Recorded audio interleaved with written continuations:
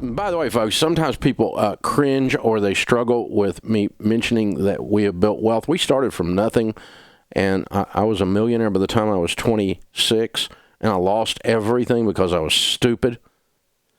So I know what stupid looks like. I know what broke looks like. I've been all of that, and I was not born with any kind of a silver spoon at all, other than my parents believed in honesty and hard work. If you call that a silver spoon, that's an advantage, because some people weren't born in families that believed in that stuff. But hard work and honesty is, kind of a commodity these days. So I have that advantage, and I've had the advantage of being able to help millions and millions and millions and millions and millions of people with their money and their life. And a lot of those millions of people have bought books and done other things to learn, and they've made their lives better because they've learned. And in the process, we made money, and we do the stuff that we teach. Sharon and I live exactly like we teach.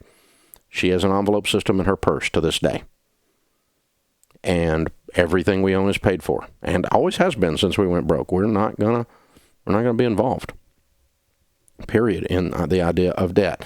We invest exactly like I tell you to invest. I don't have some super secret rich guy thing on the side. I buy real estate that I pay cash for, including the building I'm sitting in, like I just mentioned. And I buy good growth stock mutual funds. I don't own a single stock. I don't own a whole life policy. And I don't lease a car. And I don't have a credit card. I've got 2 debit cards. That's it. I actually do the stuff we teach. So there's nothing hypocritical here. And as a matter of fact, when I say we've built wealth and we have a net worth of over $100 million, most of that's in real estate and this company, obviously. And so am I bragging? No, I'm bragging on the stuff we teach. The stuff we teach works. You shouldn't listen to someone who's broke for financial advice. If a guy lives in his mother's basement and has a financial blog, nobody cares what he thinks about money. He lives in his mother's basement. Or you shouldn't care. You shouldn't let people who aren't winning in a space tell you how to live in that space. You've been married 16 times? I hope this one works for you, but I'm not reading your book on marriage. Your kids are little hellions running around all over the place, and their lives are falling apart, and they're destructive to themselves and others. I'm not reading your book on parenting. Or leadership, for that matter. You can't even lead in your own home.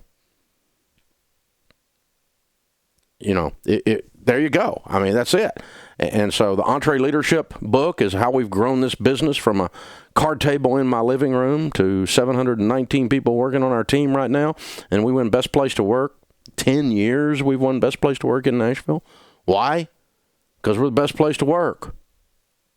That's why. So, yeah, I got something to teach you about leadership. It's what we've done here.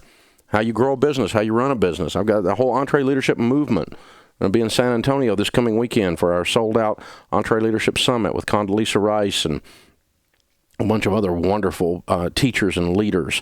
And guess who I have on the panel? Guess who we have speaking? People who have actually been leaders. Condoleezza Rice is actually a leader. Dan Cathy is actually the leader of Chick-fil-A. Kelly is actually the leader at Southwest Air. He'll be speaking. The president of Southwest Air is going to be there. Alan actually was the leader at Ford. Malaloy. I can never pronounce his name. Sorry, Alan.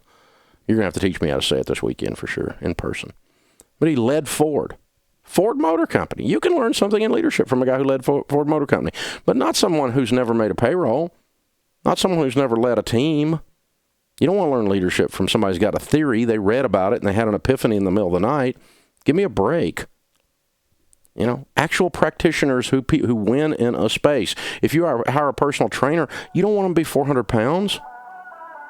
Unless you're learning how to be a sumo wrestler. I mean, I guess you would want it then. And how to properly suit up with your diaper and the whole bit, I mean, you got to know how to do this stuff. In the area you're going to win in, find somebody that's winning in that area. So you don't want broke people giving you financial advice. I do the stuff we teach for the last 30 years. And oh, by the way, it works. This is the Dave Ramsey Show.